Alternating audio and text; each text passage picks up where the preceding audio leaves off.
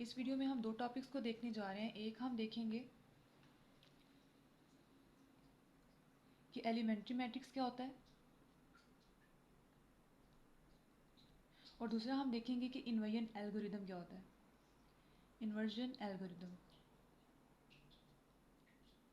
और किस तरह से हम इन्वर्जन एल्गोरिदम को यूज़ करके किसी भी मैट्रिक्स का इन्वर्स फाइंड कर सकते हैं। तो सबसे पहले हम देख लेते हैं कि एलिमेंट्री मैट्रिक्स क्या होता है।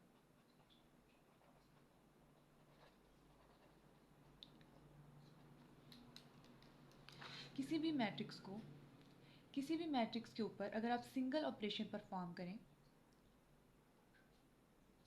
कोई भी सिंगल ऑपरेशन परफॉर्म करें, चाहे वो ऑपरेशन रो ऑपरेशन हो या कॉलम ऑपरेशन हो, और वो मैट्रिक्स कन्वर्ट हो जाए एक आइडेंटिटी मैट्रिक्स में, तो हम कहेंगे कि वो मैट्रिक्स एक एलिमेंट्री मैट्रिक्स है। फॉर एग्जाम्पल, ये हमारे पास एक मैट्रिक्स है 1 0 -5 1। अगर अब मैं इसमें रो ऑपरेशन परफॉर्म करूं, इस मैट्रिक्स को आइडेंटिटी मैट्रिक्स बनाने के लिए मुझे यहाँ पर ज़ीरो लेकर आना है। तो उसके लिए मैं क्या करूँगी, ये जो हमारे पास रो 1 है, इसको अगर हम 5 से मल्टीप्लाई करके इसके अंदर ऐड कर दें तो ये वाली जो टर्म है हमारे पास ज़ीरो हो जाएगी। फॉर एग्ज़ाम्पल, हम क्या करेंगे, जिस रो को हमने चेंज करना होता है उसको हम पहले लिखेंगे R2। R2 ने चेंज होना है, यहाँ पर हमने ज़ीरो लेकर आना है, तो यहाँ पर हम लिखेंगे R2। अब R2 के अंदर हमने क्या प्लस करना है, इस वाली रो को 5 के साथ मल्टीप्लाई करके रो 1 को। तो जब हम इस तरह से करेंगे तो हमारी मैट्रिक्स कुछ ये बन जाएगी। अब रो 2 चेंज होना है, जो भी हम पहले रो लिखेंगे इसका मतलब है वो चेंज हो रही है। अब जो हमारी रो 1 है वो वैसी रहेगी, उसको हम इस तरह ही लिख देंगे। अब यहाँ पर हमने वैल्यूज़ पुट करनी है। रो 2 हमारे पास क्या है, -5 +5, और R1 हमारे पास क्या है, 1। तो इस सारी टर्म का हमारे पास आंसर आ जाएगा 0। तो हम यहाँ पर लिखेंगे 0, यहाँ पर आ जाएगा 1।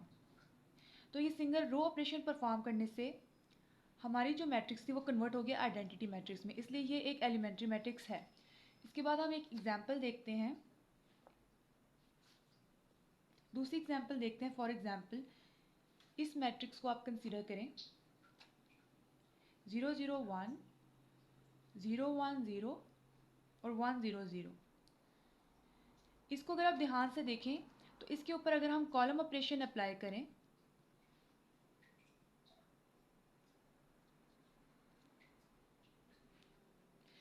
इसके ऊपर अगर हम कॉलम ऑपरेशन परफॉर्म करें, ये वाला जो कॉलम है उसको यहाँ ले आएं और ये वाला कॉलम यहाँ ले आएं, तो ये मैट्रिक्स भी सिंगल कॉलम ऑपरेशन से कन्वर्ट हो जाएगा आइडेंटिटी मैट्रिक्स में। ये कॉलम यहाँ पर आ जाएगा 1 0 0 और ये यहाँ पर चले जाएगा 0 0 1 और सेंटर में ये ऐसे ही रहेगा।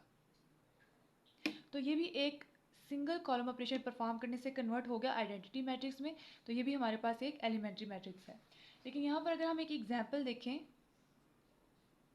फॉर एग्जाम्पल हमारे पास एक मैट्रिक्स है -5 1 1 0।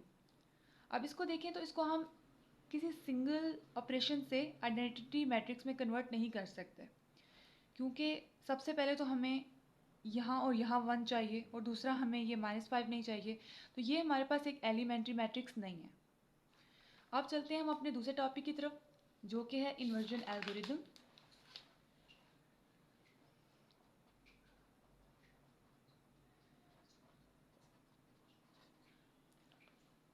अब देखते हैं कि इन्वर्जन एल्गोरिदम क्या है और इसको एक एग्जाम्पल के साथ समझते हैं। इन्वर्जन एल्गोरिदम से हम फाइंड करेंगे किसी भी मैट्रिक्स का इन्वर्स। सही, तो इसका मेथड क्या है। फॉर एग्जाम्पल, हमारे पास एक मैट्रिक्स है 1 -5 3 -16। ये हमारे पास एक मैट्रिक्स है और हमने इसका फाइंड करना है इन्वर्स। तो हम इन्वर्जन एल्गोरिदम फाइंड करके इसको इस तरह से फाइंड कर सकते हैं। हमने क्या करना है, हमने इस मैट्रिक्स को एज इट इज़ लिख लेना है, -5 3 -16, और यहाँ पर साथ ही हमने एक आइडेंटिटी मैट्रिक्स लिख लेनी है 1 0 0 1। अब हमने करना क्या है, जो हमारी लेफ्ट हैंड साइड है उसको हमने आइडेंटिटी मैट्रिक्स में कन्वर्ट कर देना है और जब हम इस साइड को आइडेंटिटी मैट्रिक्स में कन्वर्ट कर देंगे और जो ये साइड बचेगी हमारे पास वो हमारा होगा इन्वर्स। ठीक, अब हमने किस ऑर्डर में इसको आइडेंटिटी मैट्रिक्स में कन्वर्ट करना है। फॉर एग्जाम्पल जो ये वाली मैट्रिक्स है हमारे पास, सबसे पहले हमने इस वाले टर्म को जो है 1 में कन्वर्ट करना है, फिर हम इसको 0 में कन्वर्ट करेंगे, फिर हम इसको 1 में कन्वर्ट करेंगे और इसको 0 में कन्वर्ट कर देंगे। ठीक, फॉर एग्जाम्पल हमारे पास आइडेंटिटी मैट्रिक्स इस तरह से होती है 1 0 0 1। तो हमने क्या करना है, हमने किसी भी मैट्रिक्स को सबसे पहले 1 बनाना है। जब हमने 1 बना लिया, फिर इस 1 को देखते हुए हमने नीचे यहाँ पर 0 बनाना है, फिर हम नेक्स्ट 1 बनाएंगे और इस 1 को देखते हुए हम फिर जो बाकी टर्म्स है उसको 0 कर देंगे। तो इसको अब सॉल्व करना स्टार्ट करते हैं इस वाली मैट्रिक्स को। तो यहाँ पर हमने यहाँ से स्टार्ट करना है जहाँ से हमारे पास 1 है। तो यहाँ पर हमारे पास ऑलरेडी 1 है तो हमने उसके नीचे जाना है। अब यहाँ पर हमें 0 चाहिए और यहाँ पर हम 0 के साथ लेकर आएंगे इसी 1 की मदद से, इसी को रेफर करते हुए। तो यहाँ पर 0 किस तरह से आएगा कि हम रो 1 को 3 से मल्टीप्लाई करें और रो 2 में से माइनस कर दें। तो यहाँ पर रो 2 चेंज हो रही है तो पहले सबसे हम रो 2 को लिख लेंगे। अब हमने क्या करना है, इसके अंदर हमने माइनस करना है रो 1 को 3 के साथ मल्टीप्लाई करके इस तरह से। अब हमारे पास रो 2 चेंज हो रही है तो रो 1 एज इट इज़ आएगी -1। अब ये सारी हमारे पास रो 1 है और ये सारी हमारे पास रो 2 है। अब रो 1 ने एज इट इज़ आ जाना है 1 0। अब हमारी रो 2 चेंज होगी। अब चाहे तो यहाँ पर वैल्यूज़ भी पुट कर सकते हैं। रो 2 है हमारे पास 3 -3, R1 है हमारे पास 1, यहाँ पे 1 पुट किया तो ये हमारे पास आंसर आ जाएगा 0। इसी तरह हमने यहाँ पर दूसरे के लिए भी सॉल्व कर लेना है। R2 हमारे पास -16 है, -3 और हमने उसके ऊपर वाला R1 पुट करना है which is -5। -16 minus minus plus और 3 5 हो जाएगा 15। तो ये हमारे पास आ जाएगा -1। तो यहाँ पर हम पुट कर देंगे -1। इसी तरह अब R2 हमारे पास 0 है, 0 -3 और R1 हमारे पास 1 है। तो ये हमारे पास आंसर आ जाएगा -3। अब हमारे पास जो R2 है वो 1 है, -3 और R1 हमारे पास 0 है। तो ये हमारे पास आंसर आ जाएगा 1। तो यहाँ पर हम 1 पुट कर देंगे। अब जो हमारा नेक्स्ट टारगेट है वो है इसको 1 बनाना। इसको हम 1 किस तरह से बना सकते हैं कि रो 2 को हम -1 के साथ मल्टीप्लाई कर दें। तो सिंपली हम -R2 करेंगे। तो अभी भी हमारी जो रो 1 है वो ऐसी रहेगी 1 -5 1 0 और जो हमारी R2 है वो चेंज हो जाएगी 0, इसके साथ -1 को मल्टीप्लाई किया ये आ जाएगा 1, ये हो जाएगा +3 और ये हो जाएगा -1। अब जो हमारा टारगेट रह गया है वो है इस वाली टर्म को 0 बनाना, लेकिन इस 1 के हिसाब से। जहाँ पर ये 1 है उसी रो को यूज़ करके हमें इससे ऊपर वाली टर्म को 0 बनाना होगा। सबसे पहले आपने 1 को बनाना है, उसके बाद उसके ऊपर नीचे जो 0 है उनको बनाना है। अब 1 हमने बना लिए, अब हमने इसको 0 बनाना है। इसको हम 0 किस तरह से बना सकते हैं कि रो 2 को 5 से मल्टीप्लाई करें और इसके अंदर ऐड कर दें। अब हम करेंगे, अब चेंज हमारे पास कौन सी रो हो रही है, ये वाली हो रही है। तो सबसे पहले उसे लिख लेंगे R1, उसके अंदर हमने ऐड करना है 5R2।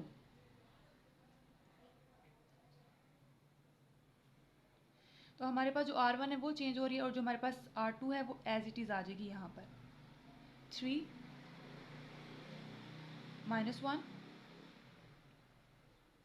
अब यहाँ पर हम वैल्यूज़ भी पुट कर सकते हैं। R1 है हमारे पास 1 +5 और R2 हमारे पास 0 है। तो ये हमारे पास यहाँ पर 1 ही आ जाएगा। R1 हमारे पास -5 है +5, R2 हमारे पास 1 है, तो यहाँ पर हमारे पास 0 आ जाएगा। अब हमने इसके लिए सॉल्व करना है। R1 हमारे पास 1 है, R1 हमारे पास 1 है +5 और R2 हमारे पास है 3। 1 प्लस 15 16। तो यहाँ पर हमारे पास आंसर आ जाएगा 16। और लास्ट पे है हमारे पास R1 हमारे पास अब -1 है प्लस 5 और R2 हमारे पास 0 है। तो ये हमारे पास आंसर आ जाएगा -1। तो अब आप ये देख रहे हैं जो हमारे पास लेफ्ट साइड थी वो आइडेंटिटी मैट्रिक्स में कन्वर्ट हो गई है। तो इसका मतलब जो अब राइट साइड पे हमारे पास मैट्रिक्स बनी है वो हमारा इन्वर्स का आंसर है।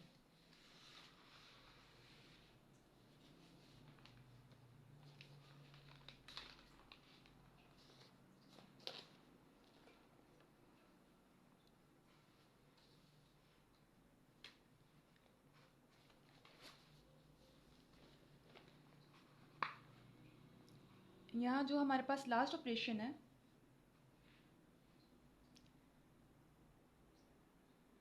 इस वाली टर्म का, तो R1 हमारे पास यहाँ पर 0 है,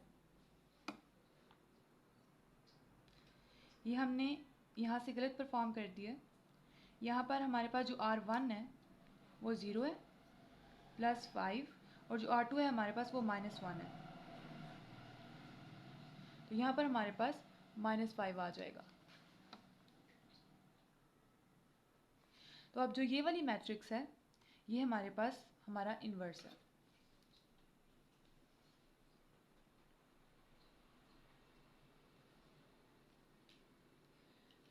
अब ये हमने इन्वर्जन एल्गोरिदम यूज़ किया है रो ऑपरेशन के साथ। अब इसी हम एल्गोरिदम को कॉलम ऑपरेशन के साथ भी यूज़ कर सकते हैं। वो किस तरह से वो भी हम अभी देख लेते हैं।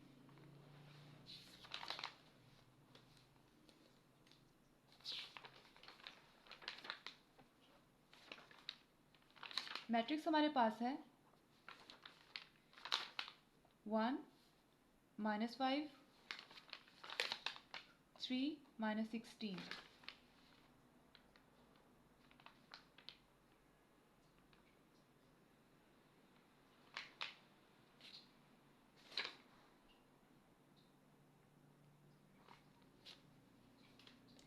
ये हमारे पास मैट्रिक्स है। अब हमने इसका इन्वर्स फाइंड करना है कॉलम ऑपरेशन के साथ।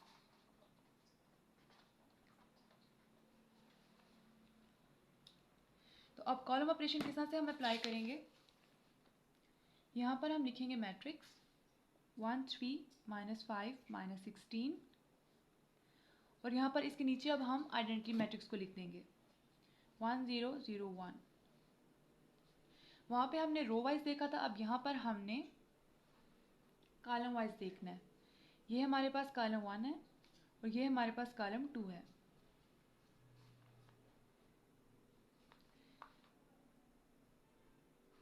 तो सबसे पहले अब हमने क्या करना है, यहाँ पे हमने कॉलम वाइज चलना है। सबसे पहले हमारा टारगेट वही है कि हमने 1 को बना लेना है। अब क्योंकि अभी हम कॉलम वाइज सॉल्व कर रहे हैं तो हमने इस 1 के बाद नीचे वाला 0 नहीं बनाना, ना इसके ऊपर वाला 0 बनाना है, बल्कि हमने इसके राइट साइड वाले को 0 बनाना है। तो अब हमने -5 को जो है सबसे पहले 0 बनाना है। तो इसको हम किस तरह से 0 बना सकते हैं कि कॉलम 1 को हम 5 से मल्टीप्लाई करें और इसके अंदर ऐड कर दें। तो अब चेंज हमारे पास कॉलम 2 हो रहा है तो उसको हम पहले लिख लेंगे और उसके अंदर हमने ऐड कराना है 5C1। ठीक,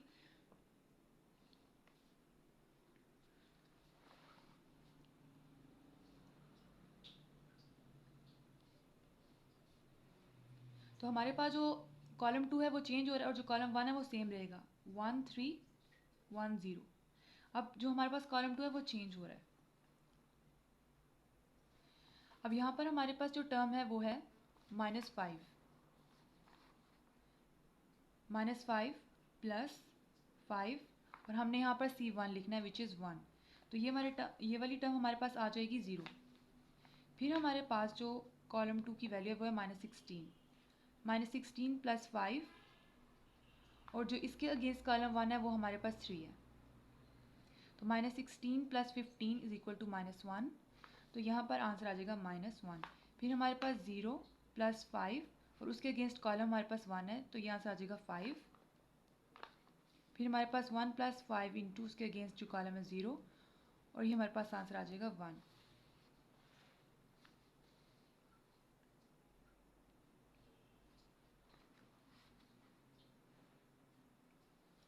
अब यहाँ पर भी जो हमारा टारगेट है वो ये है कि हमने 1 को बनाना है। अब हम इस वाली चीज़ को, इस वाले टर्म को 1 बनाएंगे। तो वो किस तरह से हम बना सकते हैं कि सिंपली हमने जो कॉलम 2 है उसको हमने -1 से मल्टीप्लाई कर देना है इस तरह से, और जो हमारे पास कॉलम 1 है वो सेम रहेगा। कॉलम 1 इस तरह से आ जाएगा 1 3 1 0। अब इसको हमने -1 से मल्टीप्लाई कर देना है, तो ये आ जाएगा हमारे पास 0, ये आ जाएगा हमारे पास 1 -5 और -1।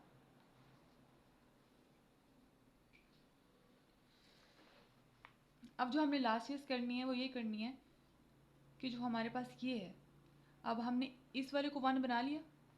अब हमने कॉलम के लिहाज से उसके जो लेफ़्ट साइड पे है 3, इसको हमने 0 बनाना है। तो इसको हम 0 किस तरह से बना सकते हैं, इसी को यूज़ करके बनाना है। ये नहीं कि हम इस वाले 1 को यूज़ करके इसको हम 0 बना लें। इसी 1 के अगेंस्ट जो हमारे पास टर्म है उसी को हमने 0 बनाना है। तो अब हम क्या करेंगे, इस वाले कॉलम को अगर हम 3 से मल्टीप्लाई करें और इसके अंदर सब्ट्रैक्ट कर दें तो हमारे पास जो ये वाली टर्म है वो 0 हो सकती है। तो वो हम किस तरह से करेंगे, अब हमने जो चेंज करनी है वो है कॉलम 1। तो कॉलम 1 को यहाँ सबसे पहले लिख लेंगे C1, उसके अंदर हमने सब्ट्रैक्ट कर देना है 3C2। तो ये हम नेक्स्ट पेज पे ले जाते हैं।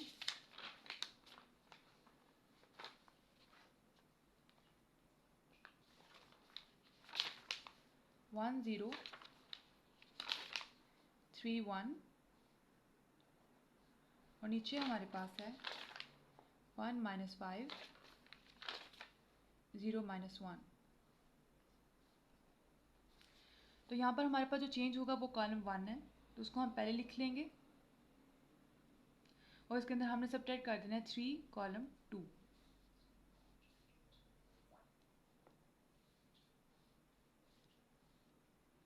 जो अब हमारे पास कॉलम 2 है वो सेम रहेगा, ये वाली चीज़ सेम रहेगी। तो 0 1 -5 -1। अब हम क्या करेंगे, यहाँ पे 1 बाय 1 वैल्यूज पुट करेंगे। C1 हमारे पास है 1 -3 और उसके अगेंस्ट जो C2 है वो हमारे पास है 0। तो ये हमारे पास आंसर आ जाएगा 1। तो यहाँ पर 1 ही आ जाएगा। फिर हमारे पास जो है C1 वो है 3 -3 और C2 इस 3 के अगेंस्ट क्या है 1, तो 1 हम यहाँ पे पुट करेंगे। तो फिर यहाँ पे भी हमारे पास 0 आ जाएगा। अब हमारे पास जो कॉलम 1 है वो है 1 -3 और उसके अगेंस्ट जो कॉलम 2 है वो है हमारे पास -5। 1 माइनस माइनस प्लस और 3 5 आ जाएगा 15। तो ये हमारे पास आंसर आ जाएगा 16। तो यहाँ पर आ जाएगा 16 और लास्ट में हमारे पास ये वाला कॉलम है 0 -3 और C2 हमारे पास है उसके अगेंस्ट -1। तो ये आ जाएगा हमारे पास 3। तो यहाँ पर हम लिख देंगे 3।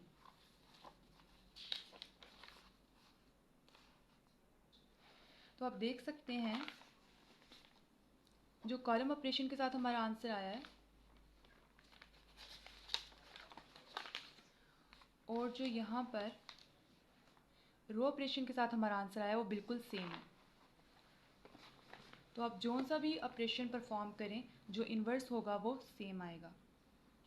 तो अभी हमने ये जो इन्वेरिएंट एल्गोरिदम यूज़ किया है ये 2x2 मैट्रिक्स के लिए यूज़ किया है, लेकिन जो हमने यहाँ पर मेथड सीखा है, जो ऑर्डर सीखा है इसको करने का, वो चाहे 3x3 मैट्रिक्स हो चाहे 4x4 मैट्रिक्स हो, आप यही मेथड को यूज़ करके किसी भी मैट्रिक्स का इन्वर्स फाइंड कर सकते हैं। फॉर एग्ज़ाम्पल यहाँ पर हमारे पास अगर 3x3 मैट्रिक्स है इस तरह से,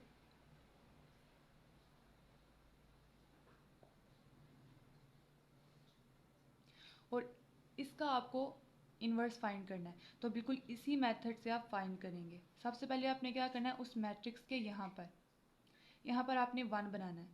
जब आपने 1 बना लिया तो उसके नीचे जितने भी ज़ीरो हैं उनको आपने बनाना है, लेकिन जहाँ पर ये पहला 1 है उसी रो के हिसाब से बाकी 2 रोज़ को 0 बनाना है।